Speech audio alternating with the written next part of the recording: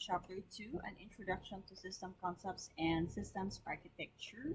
Our textbook is The Architecture of Computer Hardware, System Software, and Networking, and Information Technology Approach by Irv Englander.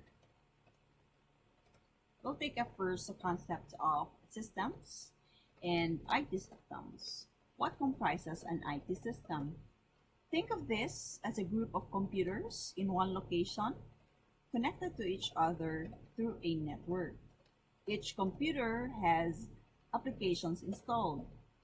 The computer as a standalone can already work on its own. You can produce information, you can print, you can watch a movie, you can hear music, you can use the Excel for computation purposes. However, if viewed from the perspective of an organization, this computer is actually part of a bigger system. And that bigger system, we call that as the IT system. What is the purpose of an IT system? So earlier we said that one computer can already work as a standalone. However, for organizations, results of information generation can be hard to achieve if you have computers that are not connected to each other. So imagine one computer being used in the accounting department, and another one that is used in the sales department, and one more in the warehouse department. For the sales transaction processing, take note that the data among these departments can be common. It will be talking of the same customer, it will be talking of the same merchandise. However, how are you going to consolidate the data if the data will be coming from the different computers? So with the networking capability of an IT system, we can actually come up of a summarized data from all these computers. Then what are the results of a successful IT system? That networking capability can actually allow sharing of information among the member computers of the system, and this could include documents and reports. Imagine sales transaction from the sales department being communicated immediately to both the warehouse for notice to release of merchandise and accounting for billing preparation. Another benefit is the paperless transactions. You can save on printing expenses because everything you need not be printed anymore. All you have to do is take a look at your computer screens. Now, we'll go back to the more generic definition of systems. What is a system? A system is a collection of components linked together and organized in such a way as to be recognizable as a single unit. So think of an automobile. It is actually a system. It has different parts, namely engine, electrical, fuel, transmission, and cooling. Each of these are actually a system on their own. So engine is actually a system, electrical is also another system, fuel is an entire system, transmission and cooling systems as well.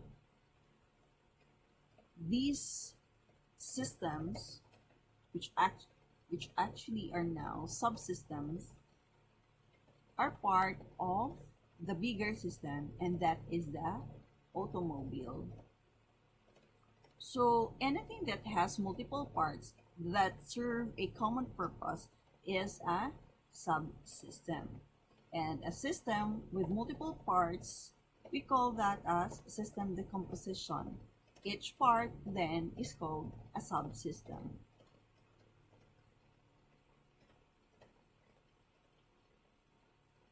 Let's apply that subsystem concept in the perspective of a business organization. So you can see here an organizational chart.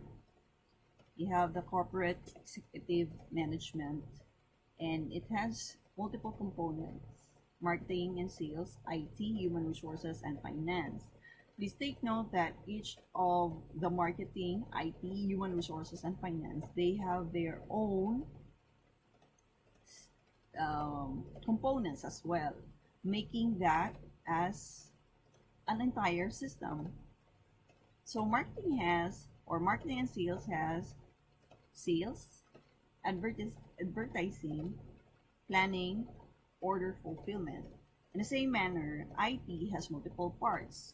There's that for system planning and development, system administration, user support. Human resources has the following: employment, organizational development, and contracts. Please take note that these subsystems can be represented by multiple people. These subsystems obviously have their own set of functions or work. The finance has accounting, financial planning, purchasing, auditing, and control. So we cannot. I just want to tell you that we are not. I am not saying that all companies have this kind of setup. So this only specifically applicable to this illustration, that is figure 2.5 of the textbook. So you see the corporation or the company, you have multiple systems. So one system but has multiple systems. I would like to introduce to you business processes, and this one is coming from SAP. So you have there the source. You can go to that. You can click on that link so that you'll be able to see this illustration there. So you have here a sales process. Now we are talking about the processes already when it comes to business execution of this function. So sales process, the first diagram or the first illustration there, that refers to a sales order. The sales order is actually a result of a communication from a customer. So for the company, that is the starting point of the sales process. You receiving, or the sales department receiving that order from the customer. It can be through call, it can be through email, or any other form of communication. The next process that the sales department will do is endorse that to the warehouse for delivery. So another document is to be prepared. We call that as a delivery document, which is usually the kind of document that you will receive when you receive a parcel or delivery from your favorite Lazada or Shopee. So it is a proof of receipt of the merchandise. Another process is the billing. That billing is a proof or document of the amount of the transaction. Say for example, a total sales amount of 500 pesos. So you need to put that in a document. So for the sales process, usually it is called an invoice. So invoice would refer to the sales transaction. Prior to that, there was a document which is the delivery, which is a proof of actual receipt. So the two are different. They have different purposes. Next is the fourth one is the collection. So it's another process. So you see the sales process are actually four there, and each of that would mean a function or responsibility of one department. So let me go back. The sales process, the first thing that the company will do is to record that order, and this is taken care of the sales department. Next is the delivery, which is taken care of the delivery department or the warehouse. Next process is the billing. If you have a billing department, then the billing department will prepare the invoice. If not, normally it is taken care by the accounting department. And lastly, accounting is not the end of the process, but actually the collection. So you have another department handling the collection, and normally that is the finance department. So I just want to emphasize that in the sales process, it is not only the sales department who has a responsibility. So it is very clear that there are supporting departments to complete the sales process. Now we'll be talking more of the MRP, the purchasing, the production, and service sometime in the future. So let's now talk about data processing. There are actually two types of data processing, namely centralized and distributed data processing. When you say centralized, from its root word, central, there's actually one that will serve many.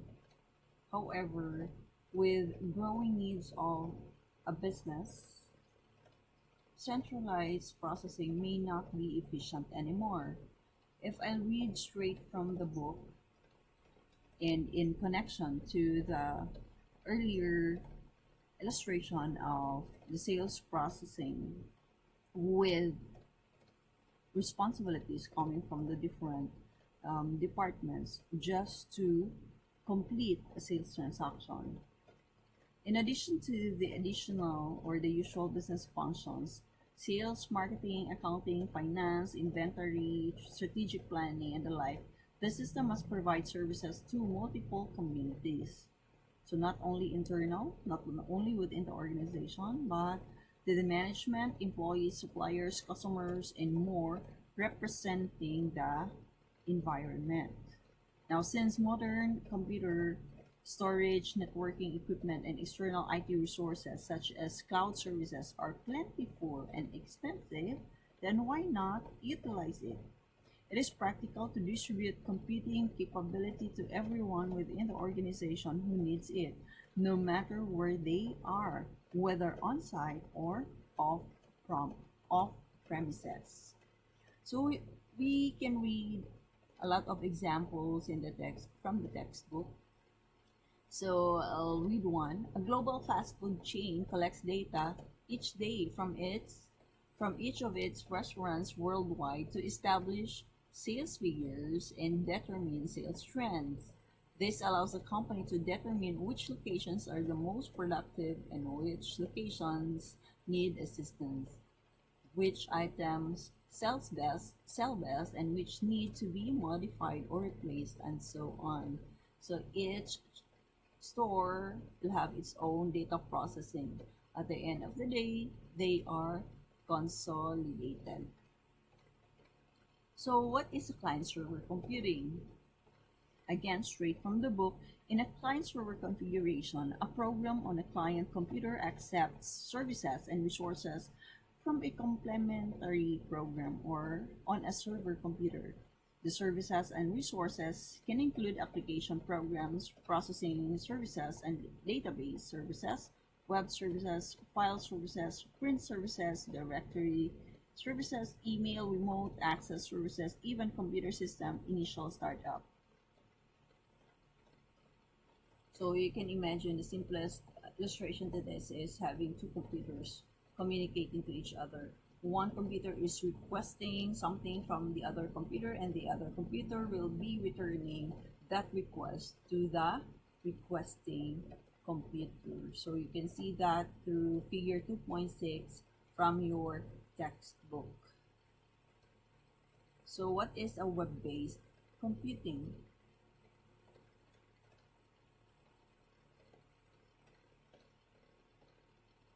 Web-based computing, the user interacts with the system using a standard web browser, enters the data into the system by filling out web-style forms, and accesses data using web pages created by the system in a manner essentially identical to those used for the Internet.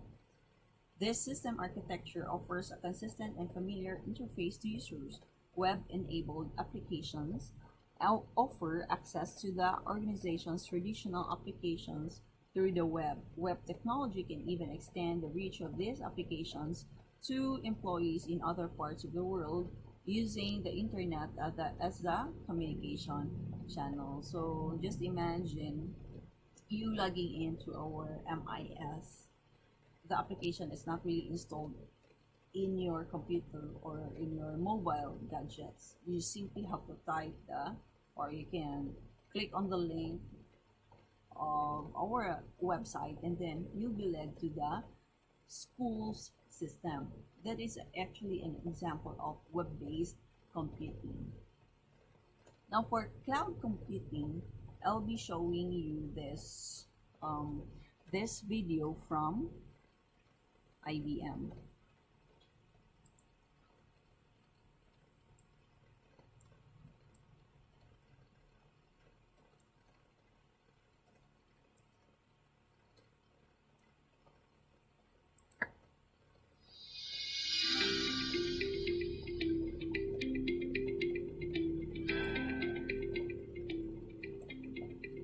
In our introductory cloud video, we briefly talked about the three service models available on the cloud: infrastructure as a service, platform as a service, and software as a service.